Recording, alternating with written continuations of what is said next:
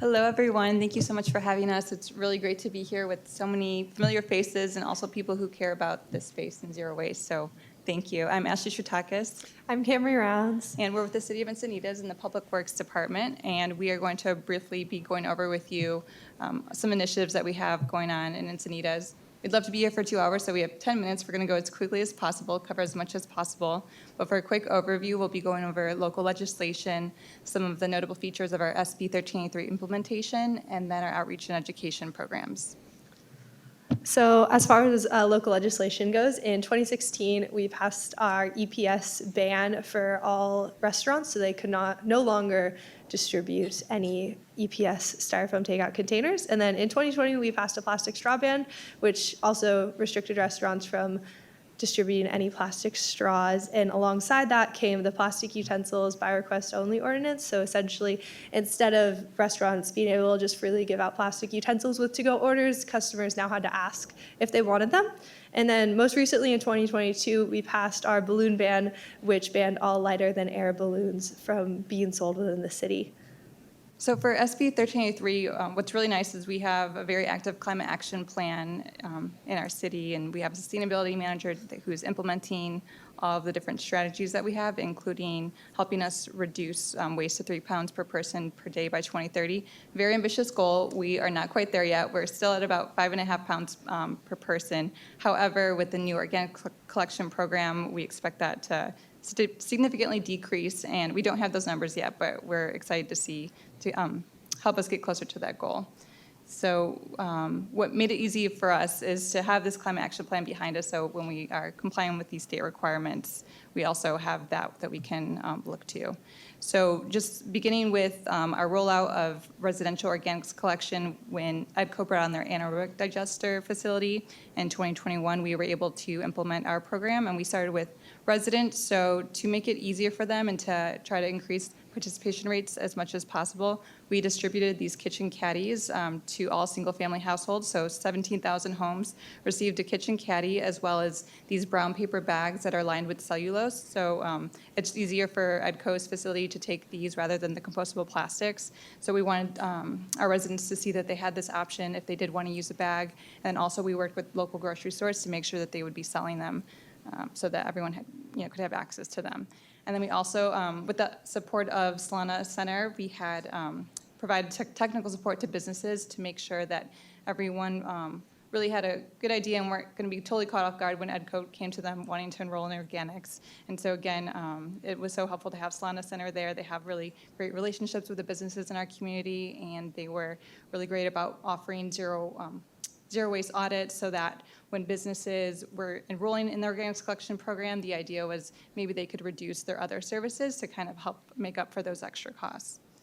And then, of course, we have waste diversion in schools and BCK programs, who's going to be presenting after this. They have a really amazing program as well, working with our children, our kids, to make sure that even for lunchtime, they're reducing as much waste as possible.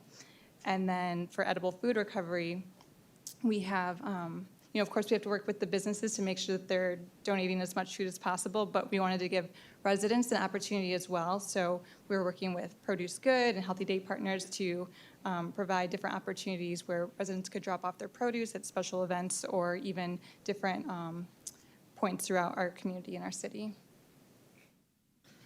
And then throughout all of this, we've really tried to focus on community outreach because without residents knowing what's happening, nothing's going to happen. So we started this in 2020. The only way we could really reach people was through farmers markets.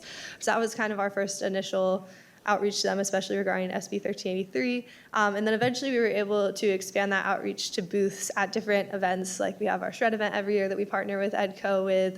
We have city events like Cyclovia and Dia de los Muertos. We also contract with I Live Clean San Diego to put on a huge zero waste fair every year. Mark your calendars. It's June 24th at the USD Farm Lab in Encinitas. That's an awesome event just because it specifically focuses on zero waste, so it really gets the community involved in that. We also had a reusable to-go-ware program that we tried to implement because during the pandemic, we saw so many takeout containers just overflowing the trash cans on the streets. So we decided to try and see if there were any restaurants that would be interested in helping us pilot this reusable to-go program. We had about 12 restaurants interested. By the time we eventually got things up and running, however, only one was really ready to like commit to it just because of the hard times of the pandemic. And then of course, because of the hard times of the pandemic, they ended up having to close down. So it didn't quite get off the ground as much as we wanted to, but we're definitely exploring other options with that. And it was a really good step in the right direction to getting restaurants more on board with more like low waste initiatives. Also with giveaways that we usually have at these booths, we really try to focus on giveaways that aren't your traditional like canvas tote bag. We really want to focus on items that the community might have a harder time getting. So reusable utensil sets have been a big one and probably one of the ones that people are the most interested in, especially because of that utensil by request ordinance that we passed. So we were trying to give those out to people so they had those accessible to them. Those bags that Ashlee was talking about that you could use to line your kitchen caddies, and then produce bags as well. And then we also ran a big Plastic Free July campaign this past year, which was really awesome to get community members involved. We actually partnered with the San Diego County Library branches in Cardiff and Encinitas. And what we did was this was part digital outreach and part in person. So the digital outreach portion happened over social media where we pushed a lot of videos and social media posts out to the public regarding Plastic Free July and plastics. And then in the libraries, residents had the option to come in and pick up a plastic-free challenge calendar that gave them different ways that they could cut down their waste every day in July. And they also had a bingo card that they would fill out throughout the month that they could turn in at the end of the month in return for some like plastic-free swaps from the city. So that was a really fun event. And then we also have piloted a Green Block Leader program, which has been awesome because it's gotten different people within the city involved. We give them a zero waste training, and then they go out into their communities to spread the word on specifically SB 1383 organics recycling is what we told them to focus on. But they also help volunteer with us at events. They actually sat at our Dia de los Muertos event and monitored each and every waste station, and we had hardly any contamination in any of our waste streams for that entire event, which was super awesome, all thanks to them.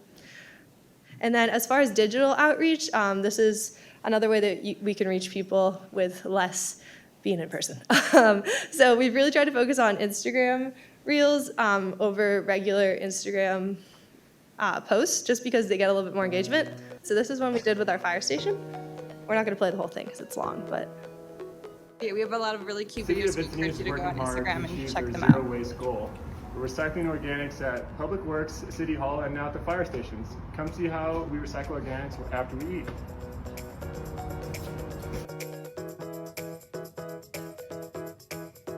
So yeah, that's just a teaser. You guys can go check out more. And that was one of our most popular posts. I'm not sure why, but people really like it. People like the firefighters.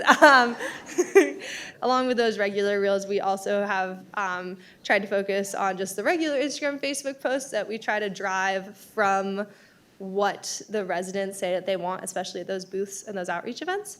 And then lastly, we also have had a good amount of success with blog posts that are posted to our climate action dashboard.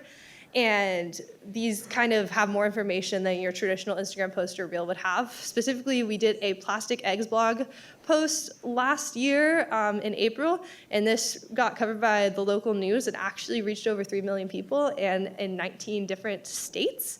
So that was super cool, and it drove a lot of traffic to the city. So we also want to make sure that we are walking the talk. So with our employees, we provide a lot of outreach and education. And even before we had the curbside organics program, we were composting at City Hall, our biggest facility. And so employees already knew what to do. So that was really nice transition in that regard. And then we'll have little events like Ask Me Anything Day. So I worked remotely in the cafeteria for the day just so people could come and ask me questions. And also I could catch anyone who's trying to throw like a can into the garbage can. So that was fun. And then we'd have inner office challenge where we'd set up in the common areas different displays with information. And then at the end of the week, people could take quizzes for the chance to win prizes. We've also had zero waste lunch and learns just to show people, like personally and professionally, the different things that they could swap out for reusable items. And then we have an employee green guide that you can also find on our website. We also have done waste audits and taken videos. So we have a really cool video too that we shared with employees just to show them some of the things that people tend to get wrong. So hopefully, they can correct that behavior. And then we also updated our waste stations to make them more consistent across the facilities so that, you know, people aren't surprised and they know exactly what goes where. And that is all we have. So thank you very much. We really appreciate your time.